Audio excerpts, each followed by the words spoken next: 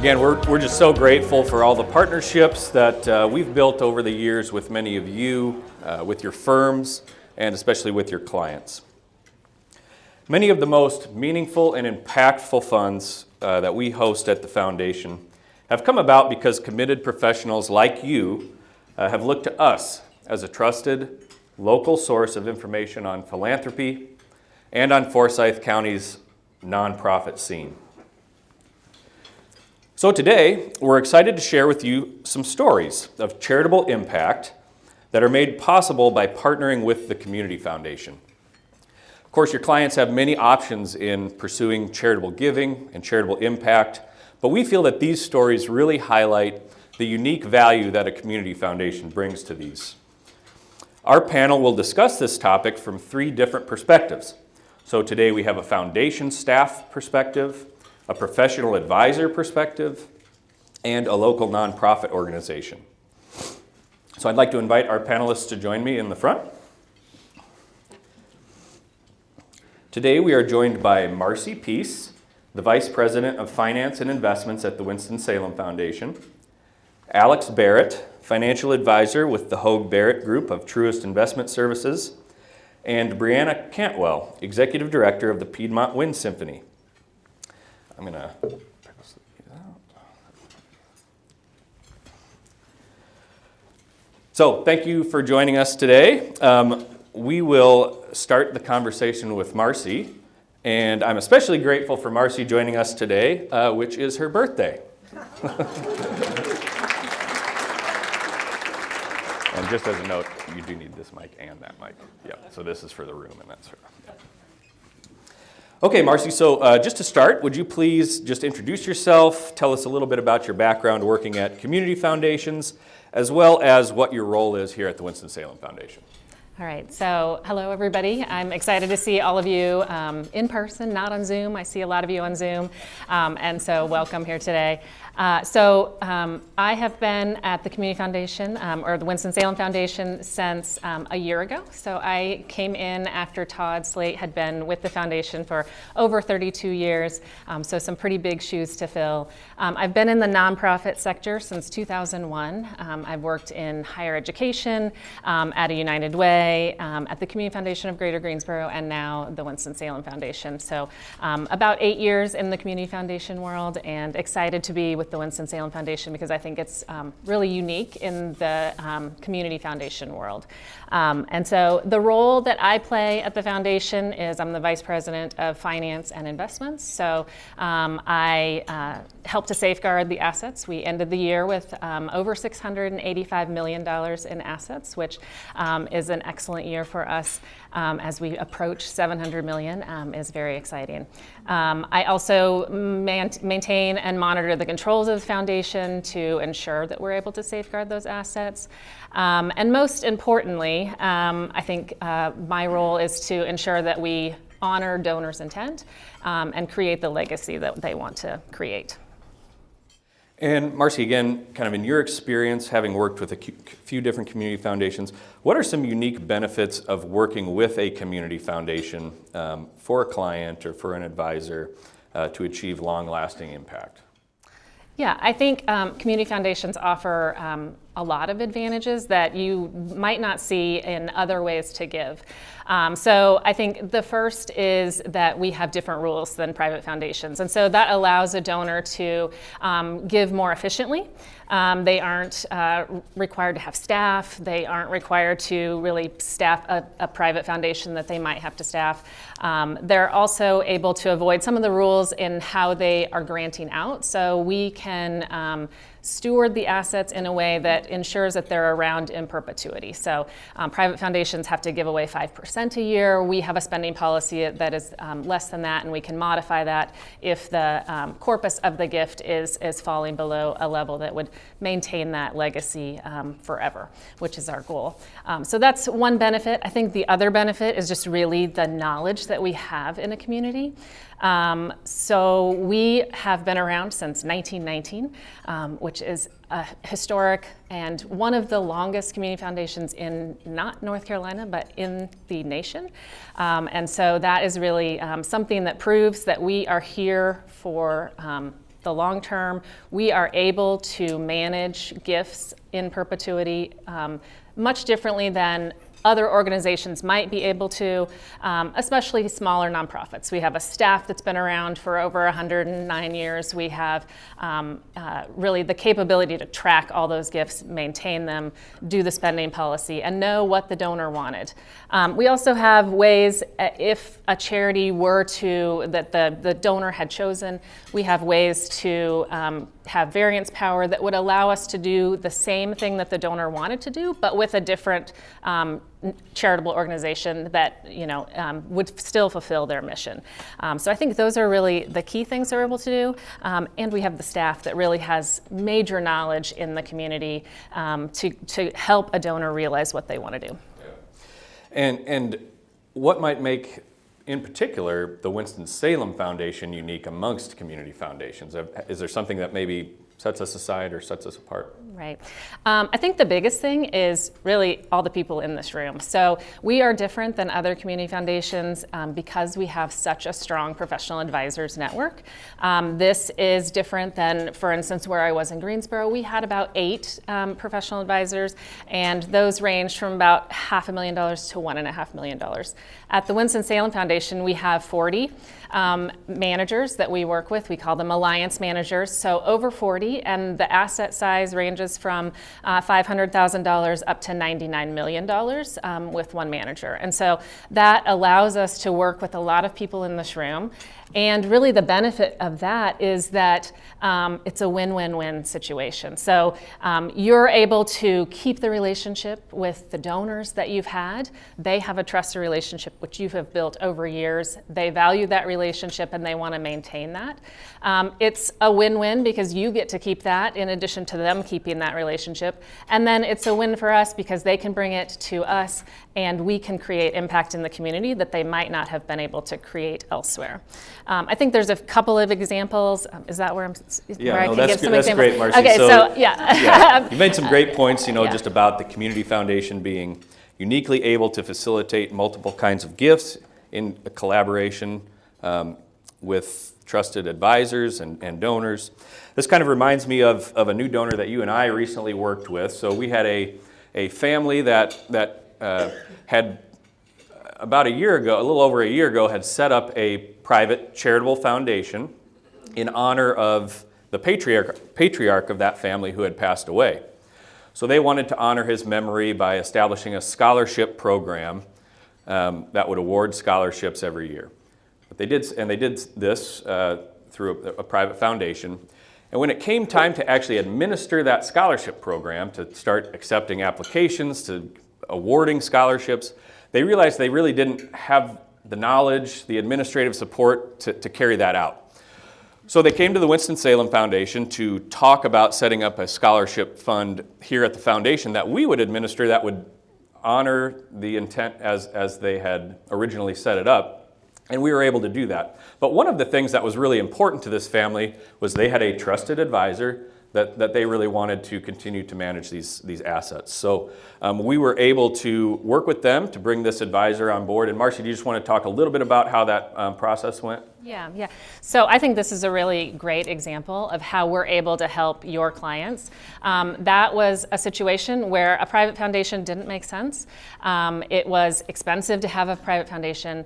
It's hard to find expertise to give out scholarships. There is a process to make sure that's done in an appropriate way. And so that was a place where we were able to help them figure out a better way to do this. And I think the other really important thing is our development and donor engagement team really can work with your clients to figure out how they want to give. So, you've heard this situation of people giving widely but not deeply, and I think that's really a situation where we can help. They can sit down with our development team and really figure out, how do I want to make an impact now, today, and into the future. And so I think that is really excellent. I think the other really huge thing that we did last year is All In for Our Schools. As Peggy mentioned, we raised over $9 million. That is a situation where we are able to convene the community in a different way than any other organization could have done last year. We had trusted capital in the community that allowed that to happen. And so we're really able to do not only entry-level gifts into a non-endowed donor-advised fund, but much more complex gifts, which I think Alex will talk about one of those, but like much more large, complex gifts that are able to deal with real estate, deal with private business interests, very different complex issues that your clients might face. So I think that's one thing that we can really offer that you may not see elsewhere. As for what our program looks like, we have an Alliance Manager program, and that is something that we have gone out. I said we have 40 Alliance Managers, and the way that works is if you have a client that you're working with, they can certainly speak to us first, or you can speak to us first. At some point, they may say, I want to give a donation to the foundation. They sign a letter of intent to bring on a new Alliance Manager, and then it's our duty to do some due diligence around that so that we can ensure that the manager is able to manage those funds and also follow our IPS.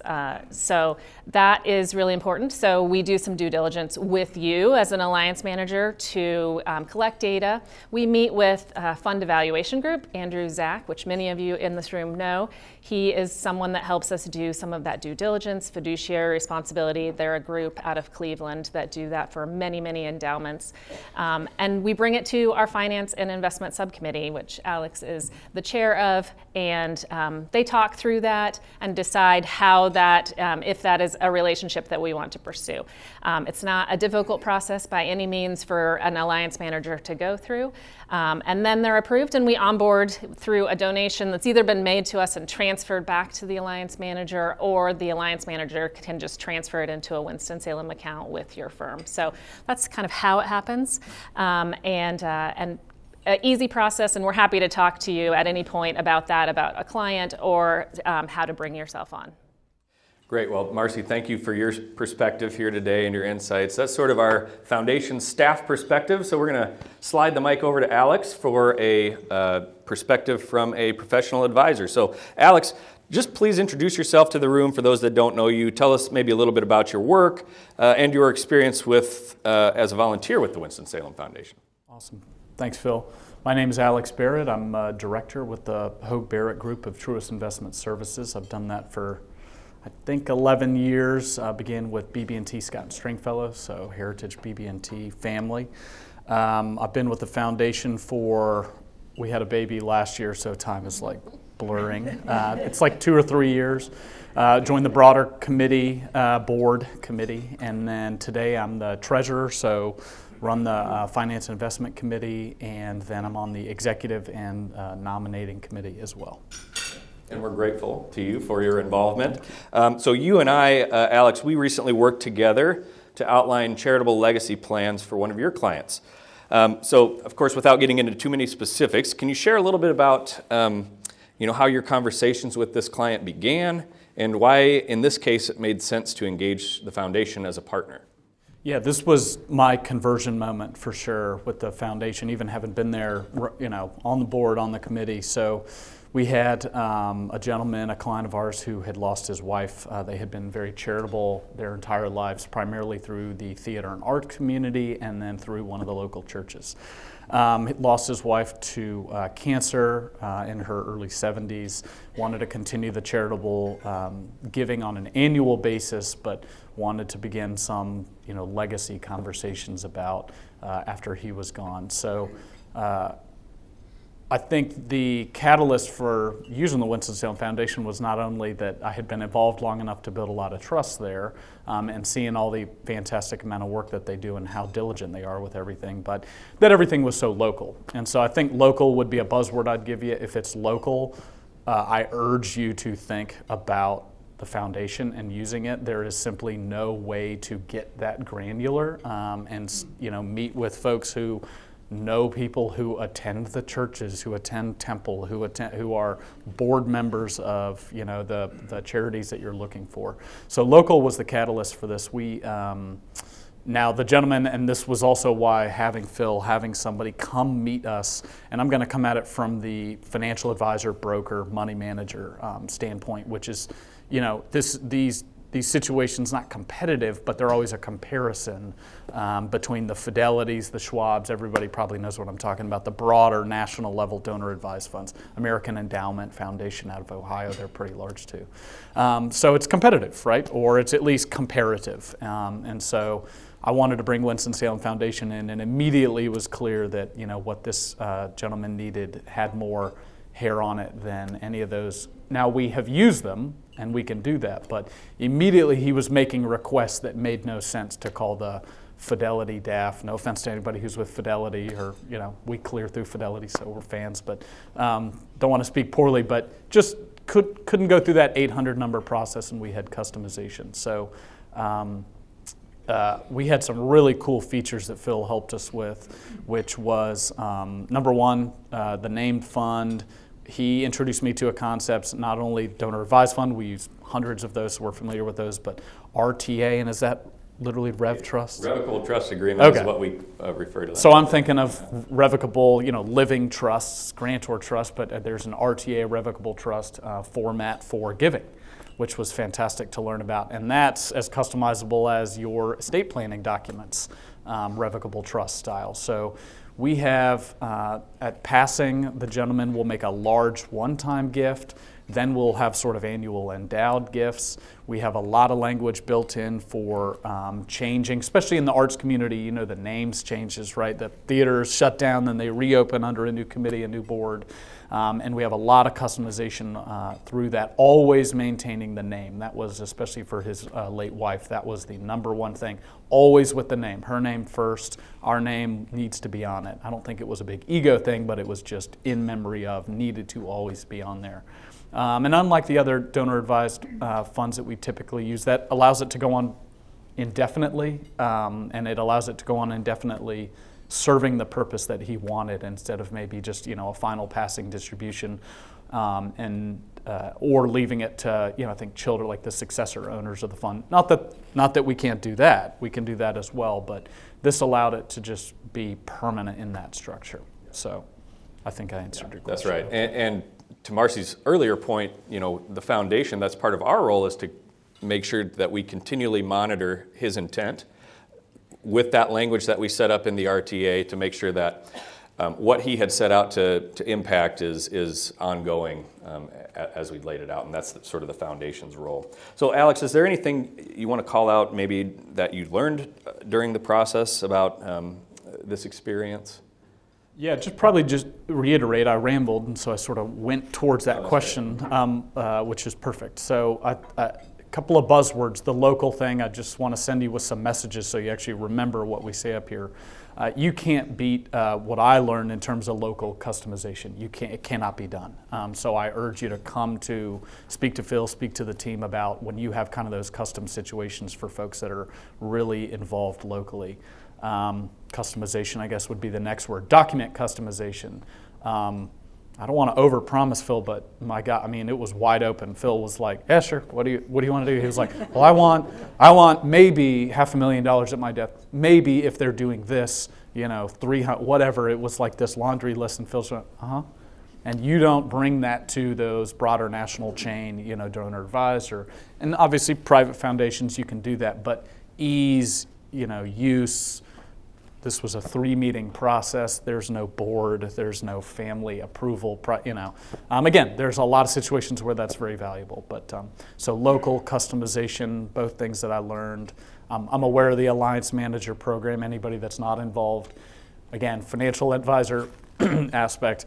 You do not lose track. You don't have to lose control of any of the assets. You may manage them. I don't think we have ever lost an Alliance Manager because we're unhappy with them by any means.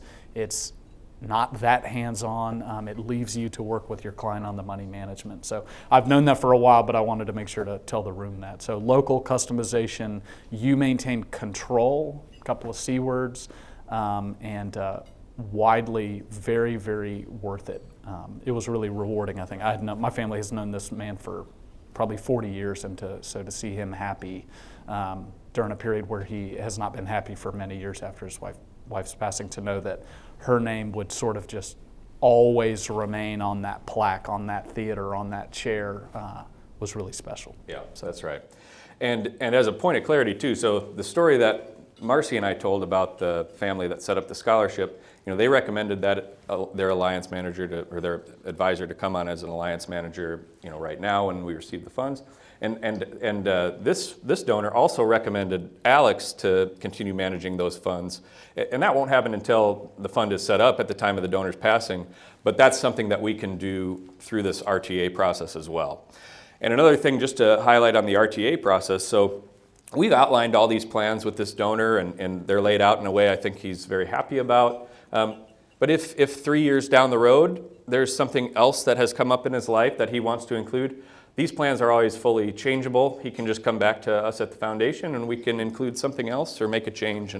And so these plans are very flexible for the client as well. So thanks, Alex, for your perspective. Any parting thoughts you want to share? I think you wrapped it up very well. But come talk to us. Yeah, great.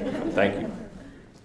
All right, so we'll shift to our final perspective, which is one from a local nonprofit organization. So Brianna Cantwell, the executive director at the Piedmont Wind Symphony. Tell us a little bit about the Piedmont Wind Symphony and about yourself.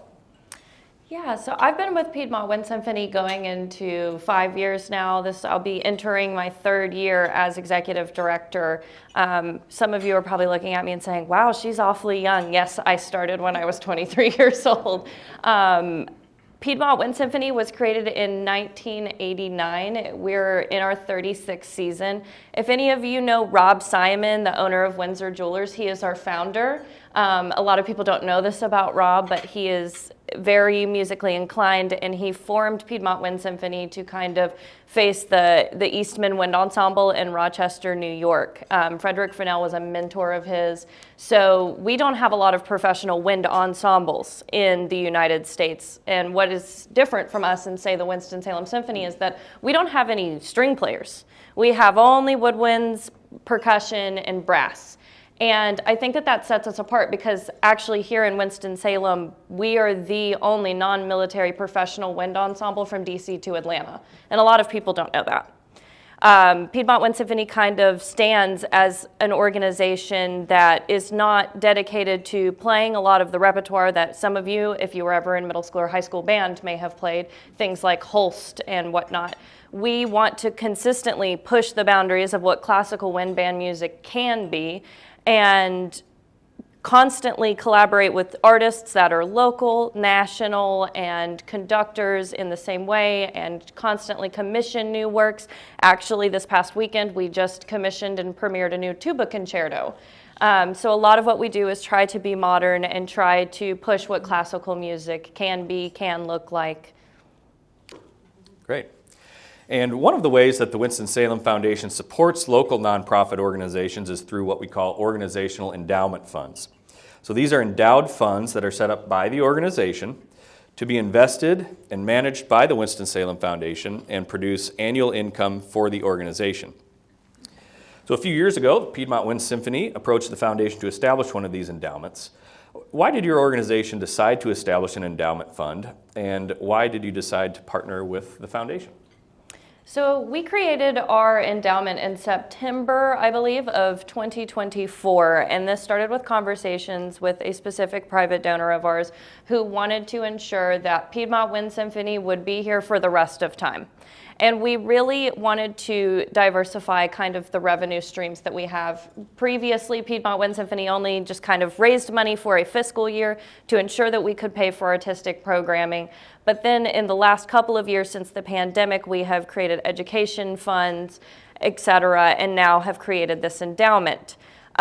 We specifically chose the Winston-Salem Foundation to highlight Alex's point because we wanted to do something local. We wanted to partner with a local financial institution, something that our donors and patrons already trust. A lot of our donors and patrons already have DAFs through the Winston-Salem Foundation, et cetera, and we just had to become very transparent after the pandemic, as a lot of nonprofits had to do. And so one layer to that was that we wanted to choose a local institution to do that with. And I tell you, it was so easy, it was so streamlined. It was everything we could have imagined. And now that, we have this endowment, we haven't actually raised money for it yet, other than talking with the current donors that we already have, because we haven't needed to yet. We kind of, after the pandemic, had a situation where we, again, like I said, we're just paying for artistic related costs. But now we are the second highest paying professional ensemble in Winston-Salem. We have to pay them, we have to pay our staff. We have a larger staff than ever before, and that comes at a cost. And so now this summer, we are going to begin doing an actual endowment kind of fundraising drive. Yeah, that's fantastic, and I'm glad to hear that the foundation was an easy partner for you in setting this up. If you could leave this room of advisors with just one takeaway, sort of to help clients support nonprofits wisely, what might that be? I would say, as some people in the nonprofits will tell you, well, just make sure they're a right fit and please donate. A lot of nonprofits are saying, please donate. But I just want to say that I advise you to advise your clients to trust arts organizations and nonprofit organizations the same way that you trust larger institutions as a whole, whether it be businesses you shop at or places you go to eat, etc. Trust in a way that is not just to support artistic programming. Trust in the institution to make an impact of that gift. And a lot of that is also ask the nonprofits to be transparent. Ask for their financial records if they have a question about that. Sometimes donors will say, well, I want to donate to this specifically, but the most impactful type of donation is an unrestricted gift, of course, to a nonprofit.